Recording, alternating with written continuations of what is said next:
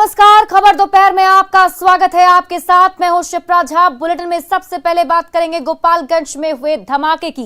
गोपालगंज के फुलवरिया थाना क्षेत्र के बथुआ बाजार में धमाका हुआ है। इस धमाके में 55 साल के हलीम मियां की मौत हो गई, जबकि कई लोगों के घायल होने की खबर है। जिस मकान में धमाका हुआ वो मकान पूरी तरह से धराशायी हो गया है।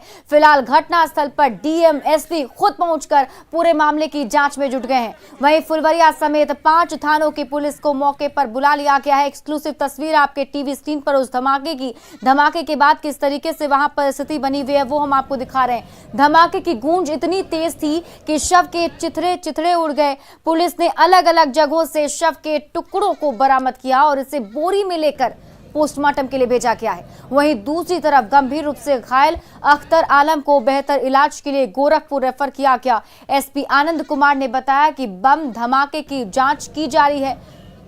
पटना और मुजफ्फरपुर से एफएसएल की टीम को बुलाया गया है। इसके अलावा एटीएस की टीम को भी मामले की जानकारी दे दी गई है। फिलहाल पुलिस ने इस पूरे इलाके को सील कर दिया है और एक एक बिंदुओं पर जांच की जा रही है। वहीं बम धमाकों की गूंज के बाद इलाके में दहशत का माहौल है।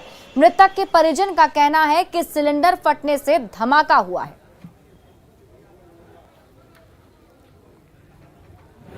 आदमी को मालूम नहीं है। अभी तो हम मस्जिद में काम कर रहे थे, ठीक है ना, यहाँ पे मस्जिद है ना, उसमें लाइट के काम कर रहे थे। उसके बाद हम आए तो तोड़ के आए तो बस सिलेंडर फटा है। अच्छा, तो मरा है आपके पिताजी हैं, क्या नाम है उनका? हलीम मियां। हलीम मियां। अच्छा, और कोई मरा है? अब पता नहीं है सर, अब देखना पड़ेगा। ब्लास्ट की इंटेंसिटी काफ़ी ज़्यादा था। एक ब्लास्ट हुआ है और उसके लिए उस निष्कर्ष पर हम लोग पहुँच पाए। उसके लिए हम लोगों ने एफएसएल की जो बैलिस्टिक टीम है उनको बुलाया है और इसके साथ ही जो बीडीएस की टीम है उनको भी हम लोग बुला रहे हैं। और हम लोग जो घटनास्थल है उसको सील कर दिया गया है। एहतियातन जो आसपास के मकान थे उसको हम लोग इवैक्यूएट कर रहे हैं, वहाँ के लोगों को हटा रहे हैं। और जब बीडीएस की टीम आएगी अंदर जाके पिलर्स को सील करेगी और उसके बाद देखेगी कि घटना का कारण क्या है और उसमें जो भी लेफ्ट ओवर चीज़ें होंगी उनकी एनालिसिस करेगी। उसके बाद ही वो किसी निष्कर्ष पर पहुँच पाएंगे कि हम लोग धमाका किस कारण से हुआ है इसके अभी निष्कर्ष पे हम लोग नहीं पहुँचे हैं। जांच चल रही है। हम लोगों ने उस अगल बगल के घर को भी, घर के लोग हैं उनको भी रेस्पेक्ट किए हैं। और जो हमारी डिफरेंट टीम है, एफएसएल की टीम है, स्निफर डॉग टीम है, और भी कई टीम आ रही है, हम लोग इंक्वायर करा रहे हैं। अभी हम मौजूद है गोपालगंज के बथुआ बाजार में, जहां पर आज सुबह बड़ा बम धमाका हुआ है। हम आपको तस्वीरें दिखाएंगे कैसे बम धमाके के बाद मकान पूरी तरीके से धराशायी हो गया। ये वही जगह है और ये वही मकान है जहां पर आज जो है बम धमाका हुआ है और इसी मकान में बम धमाका हुआ है। आप तस्वीरों में देख सकते हैं किस तरह से मकान का पूरा मलबा जो है दूसरे मकान के छतों पर जाकर गिरा है और वहाँ पर पुलिस इस वक्त है और वो पुलिस जाँच कर रही है। इसके अलावा जो गोपालगंज के एसपी और डीएम है वो भी घटनास्थल पर मौजूद है, पूरे मामले की जाँच है। इसके अलावा जो है एफएसएल की टीम है वो बुलाई जा रही है और बम निरोधक दस्ता की टीम भी बुलाई गई है। आप पूरी तरीके से देख सकते हैं कि मकान किस तरह से धराशायी हो चुका है। जो है बम धमाका हुआ है यहाँ पर, इतना जो है बम धमाका, इतना जो है देख सकते हैं किस तरह से मकान पूरी तरीके से धराशायी हो गया है। अभी हम जिस मकान में बम विस्फोट हुआ है, बम धमाका हुआ है, उसके ठीक सामने वाले मकान पे खड़े हैं और तस्वीरें आपको दिखा रहे हैं कि किस तरह से वह धमाका हुआ है, किस तरीके से जो है मकान धराशायी हुआ है। और यहाँ पर जो पुलिस है, पुलिस की चारों तरफ चौकसी है। एहतियातन तौर पर फिलहाल मकान को सील कर दिया गया है। मकान को सील करने के बाद जो आसपास के घर है उसे उस घर से लोगों को बाहर निकाल दिया गया है। मकान को आसपास से घरों लोगों खाली करा दिया गया। इसके अलावा जो पुलिस है, यहाँ पुलिस पूरी तरीके से चौकसी बरत रही है। देख सकते हैं किस तरह पुलिस जो है नीचे चौकसी बरत रही है और आने जाने पर लोगों को रोक लगा दी गई है।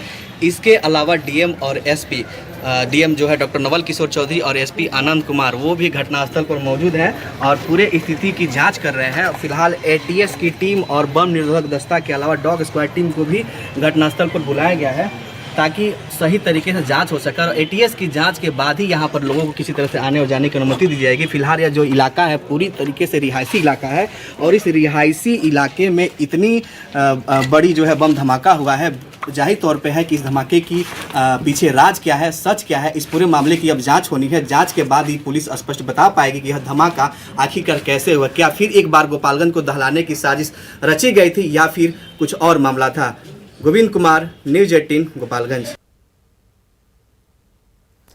तो अब ऐसे में कई सारे सवाल हैं जो उठ रहे हैं। गोपालगंज को कौन दहलाना चाहता है, ये बेहद ही अहम सवाल ये भी कि क्या पुलिस मास्टरमाइंड तक पहुंच पाएगी, क्योंकि लगातार ऐसे धमाके हो रहे हैं। और सवाल ये भी उठता है कि बिहार के शहरों में आखिर कौन धमाका कर रहा है।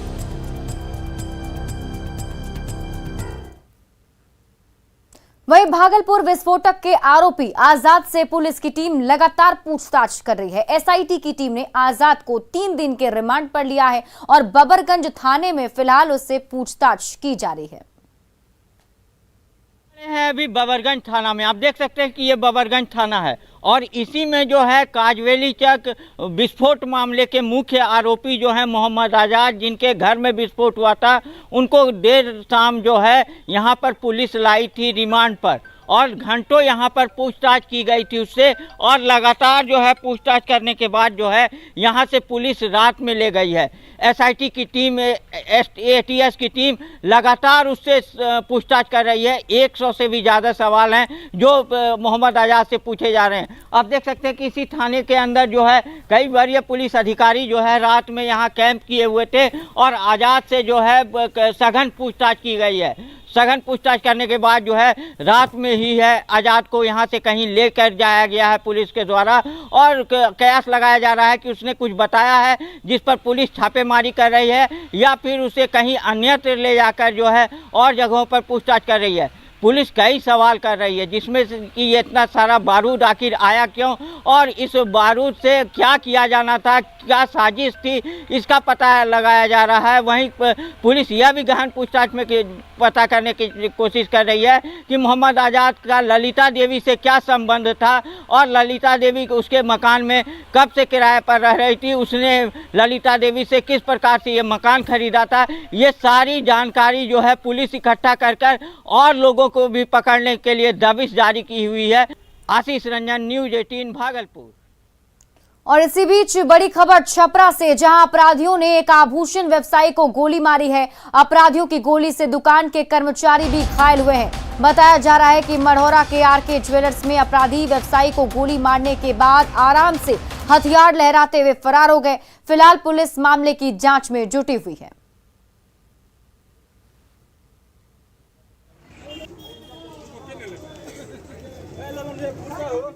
मोटरसाइकिल 3 ठो मैंने बाहर लग गया, 3 गो आदमी भीतर ढुक के रिवॉल्वर चलाने लगा। चलाने के बाद अनिल उठा तो उसके ब्रेन में लग गया। और किसको किसको गोली लगी है? 3 आदमी को। अच्छा, सामान क्या लेके गया है? सामान झोला उनका गया है, खाली झोला जो लेके आए थे वही झोला गया है। वहीं इस पूरी लूटकांड का सीसीटीवी फुटेज भी अब सामने आया है, जो हम आपको दिखाएंगे। आप उसमें साफ तौर पर देख सकते हैं कि बेखौफ अपराधी कैसे गोली मारने के बाद हथियार लहराते हुए आराम से फरार हो गए। देखिए सीसीटीवी फुटेज आपके टीवी स्क्रीन पर, ये उस वक्त जब वारदात को अंजाम दिया गया, उसके बाद जो अपराधी वहां से फरार हो रहे थे हथियार लहराते हुए, उसकी ये तस्वीर है। फिलहाल पुलिस ने सीसीटीवी फुटेज के आधार पर अपनी कार्रवाई शुरू कर दी है। खबर मधुबनी से है, जहां एक व्यवसायी के घर में डकैती हुई। वहीं जब घर वालों ने इसका विरोध किया तो बदमाशों ने व्यवसायी के घर पर बम फेंके हैं। बम विस्फोट में व्यवसायी का बेटा जख्मी हो गया है। वहीं वारदात के बाद से इलाके में दहशत का माहौल है। पीड़ित परिवार का कहना है कि 10 से 12 की संख्या में आए अपराधियों ने पहले मेन गेट को कुल्हाड़ी से काट दिया और फिर आंगन में पहुंचकर धारदार हथियार से परिवार पर हमला बोल दिया। दहशत फैलाने के लिए अपराधियों ने बम भी फेंके। फिलहाल पुलिस मामले की जांच कर रही है।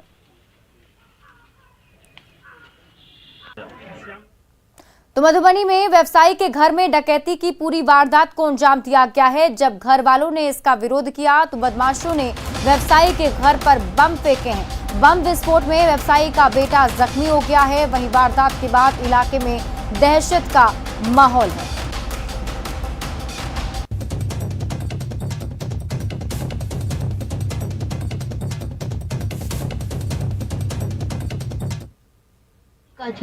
मारे बम सब फेंकै छलै, की कहै छी?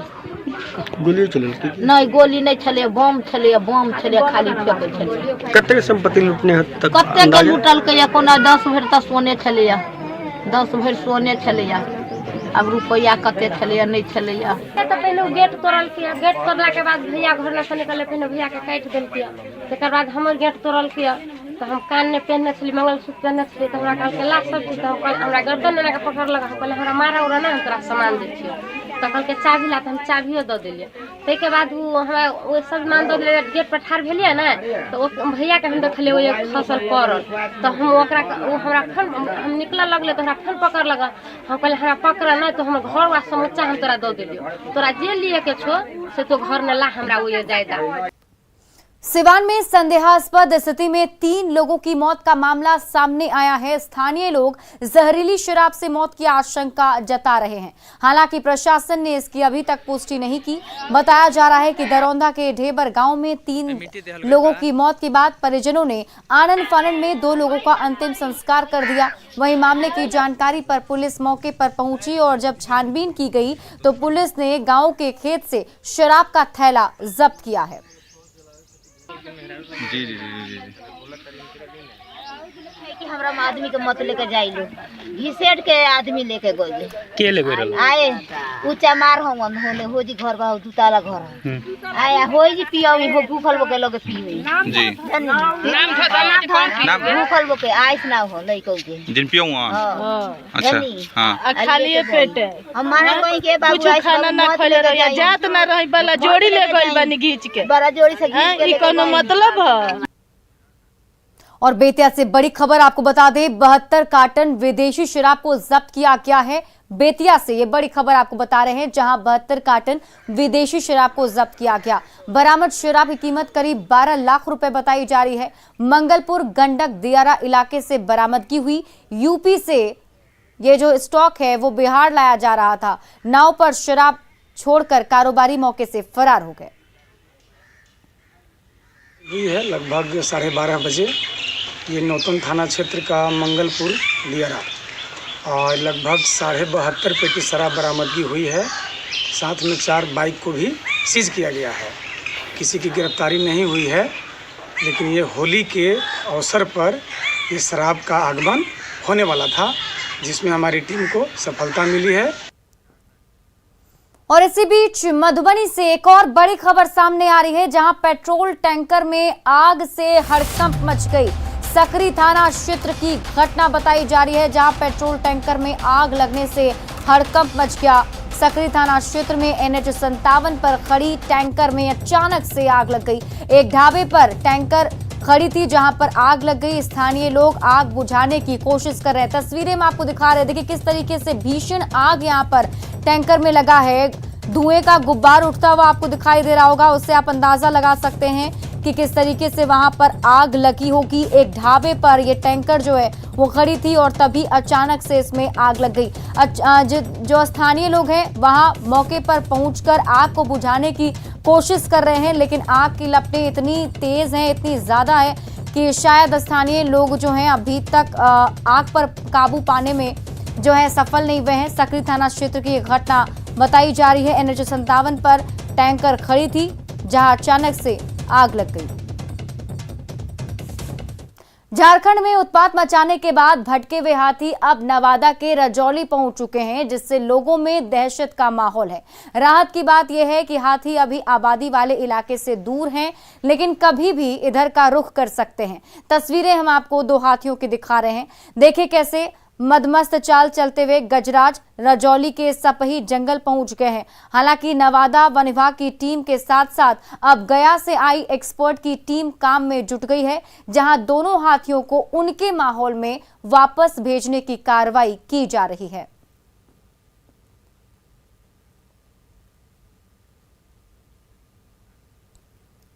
मुजफ्फरपुर से निवर्तमान MLC को धमकी मिली है। आपको खबर बता रहे हैं मुजफ्फरपुर से, जहां निवर्तमान MLC को धमकी मिली। JDU के MLC प्रत्याशी दिनेश प्रसाद को धमकी दी गई है। अपराधियों ने फोन पर उन्हें धमकी दी, जिसमें 1 करोड़ रुपए की रंगदारी की मांग की गई है। अगर रुपए नहीं दिए गए तो AK-47 से हत्या कर दी जाएगी। ये धमकी अपराधियों की तरफ से दिया गया है। मामले में मुजफ्फरपुर के सदर थाने में FIR दर्ज कर लिया गया है। फिलहाल मामले में पुलिस ने 2 संदिग्ध लोगों को हिरासत में लिया है, जिससे पूछताछ की जा रही है।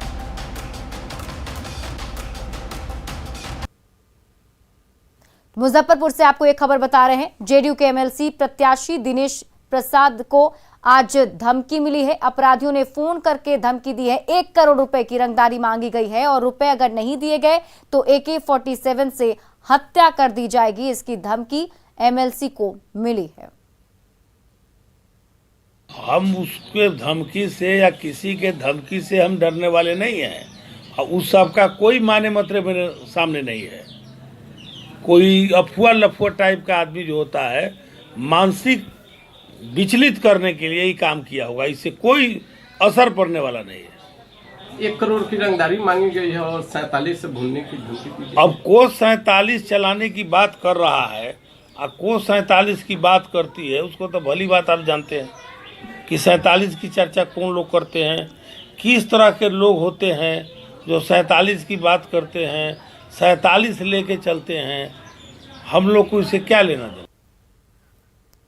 पटना में मीठापुर से लेकर महुली तक बनने वाले एलिवेटेड रोड के साथ NH-83 का स्थल निरीक्षण करने सीएम नीतीश कुमार करबीगैया पुल पहुंचे।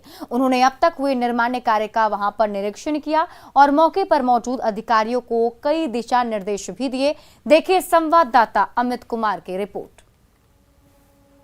करबीगैया मौली एलिवेटेड जो सड़क बन रही है उसके निर्माण कार्य का अब तक के हुए निर्माण कार्य का मुआयना करने के लिए मुख्यमंत्री नीतीश कुमार जो है वो पहुंचे हैं, निर्माण स्थल पे पहुंचे हैं। यह करबीगैया पुल के पास देख सकते हैं कि मुख्यमंत्री पहुंचे हैं और अधिकारियों से बात कर रहे हैं, उन्हें गाइड कर रहे हैं कि किस तरह से निर्माण कार्य होना है। तो अब तक हुए निर्माण कार्य का इन्होंने पूरे तौर पर निरीक्षण किया है। तो मुख्यमंत्री से हम जानना चाहेंगे, सर निर्माण कार्य चल रहा है सर, आप निरीक्षण? हाँ भाई, हम तो देखते ही रहते हैं ना। आप जानते हैं कि हमारी रुचि कब से है। अब कम से कम सब कुछ हो गया, उधर से इसका लिंक नहीं हो रहा था। अब वो मामला क्लियर हो गया, वो जाएगा और उसके समय में ही तो हमने कहा था यहाँ से हम लोग 4 लेन एक डायरेक्ट करेंगे, तो वो भी काम चलना है। अब एक एक चीज देख लिया, ठीक कर लिया, एक चीज को देख लिया है और उनका कहना है कि एक चीज को देख लिया है और ठीक है। अमित कुमार, न्यूज़ 18 पटना। राजस्थान से अधिकारियों की एक टीम बिहार में लागू शराबबंदी का अध्ययन करने के लिए आई है। टीम के सदस्यों ने सीएम नीतीश कुमार से मुलाकात की। सीएम नीतीश कुमार ने कहा कि ये खुशी की बात है कि दूसरे राज्य भी शराबबंदी की ओर बढ़ रहे हैं। राजस्थान से टीम आई हुई है और कल मिले थे हमसे लोग, तो कल मिल करके आई या सब जगह घूम करके देखना चाहते हैं तो देखेंगे। प्रयास सर दिख रहा है सर, अब दूसरे राज्य भी सर इसमें अनुकरण करेंगे। कई राज्यों से लोग आकर के देख करके गए ही हैं। अब कई राज्यों से लोग आकर के गए हैं और फिर अगर वहां से आए हैं राजस्थान तो फिर देखेंगे, अच्छी बात है। देखिए, बिहार सरकार ने शराबबंदी कानून में संशोधन किया है, जिसके तहत अब पहली बार शराब पीते अगर आप पकड़े गए तो सरकार के तय रेट के अनुसार जुर्माना देना होगा। उसके बाद उस व्यक्ति को छोड़ दिया जाएगा। जुर्माना नहीं देने पर पीने वाले को 1 महीने के लिए जेल जाना होगा। अगर बार बार शराब पीते पकड़े जाएंगे तो पीने वाले को जेल और जुर्माना दोनों की सजा होगी। इसके साथ ही शराब बनाने और बेचने वालों की चल अचल संपत्ति को जब्त किया जाएगा। न्यूज़ 18 से बातचीत करते हुए बिहार के विधि मंत्री ने क्या कुछ कहा है, आप खुद सुनिए। ये प्रक्रिया न्यायालय के अंदर चला गया, तो जब न्यायालय के अंदर चला गया तो वहाँ जटिलता हो गई, लोग अब कोर्ट में जाने लगे, लंबी प्रक्रिया में पड़ गए। तो उसी को अब सरकार ने कहा कि जैसे विद्यार्थी परीक्षा में पकड़ा जाता है और जुडिशियल मजिस्ट्रेट उसको फाइन कर देता है, उसी प्रकार कोई अगर प्रथम बार अगर शराब पीते हुए पकड़ा जाएगा तो उसको आर्थिक दंड देके उसको मुक्त किया जाएगा, ताकि जेल पर भार न पड़े और जो लंबी प्रक्रिया न्यायालय का है उससे वह मुक्त हो जाए। और क्या इसमें संशोधन किया गया सर? यही मूल रूप से यही संशोधन है। शराबबंदी कानून में संशोधन पर विपक्ष ने ऐतराज जताया है। सरकार एक बात पर नहीं रहती है, सरकार 2 नाव पर सवारी कर रही है। एक तरफ गरीबों को जेल भी भेज रही है, दूसरे तरफ मलहम भी लगाने का काम करती है। तो सरकार एक नीति पर चले और क्या कानून है एक बार आप ये लागू कीजिए, और नहीं तो ये शराबबंदी कानून तो खत्म हो जाएगा ना। जो सरकार चला रहे हैं उनसे कई मामलों में क्वेश्चंस पूछती है, और आपने देखा होगा एक जमाने में सुप्रीम कोर्ट के जजेस ने कहा था कि बहुत मुश्किल हो रहा है देश में जो कानून की व्यवस्था है। तो ये तो सुप्रीम कोर्ट कहती इंटरवीन करती है, जब विधायिका कमज़ोर हो जाती है तो ये दिक्कतें पेश आती हैं। मतलब है कि जुर्माना लेकर छोड़िएगा, आपको पैसे की चिंता है, शराबबंदी की चिंता नहीं है। इनके आयुक्त ने कहा कि शराब पीने वाला अगर बेचने वाले के नाम बता देगा तो उसको जेल नहीं भेजा जाएगा। ये बचकानी हरकतें कर रहे हैं, इनको शराब बंद नहीं कराना है, बल्कि शराब के जरिए जो राजस्व प्राप्त हो रहा था उससे कई गुना ज्यादा राजस्व अपने निजी जो है अकाउंट में इन लोगों को भिजवाना है। और फिलहाल इस बुलेटिन में अभी के लिए बस इतना ही, लेकिन न्यूज 18 बिहार झारखंड पर खबरों का सिलसिला लगातार जारी है।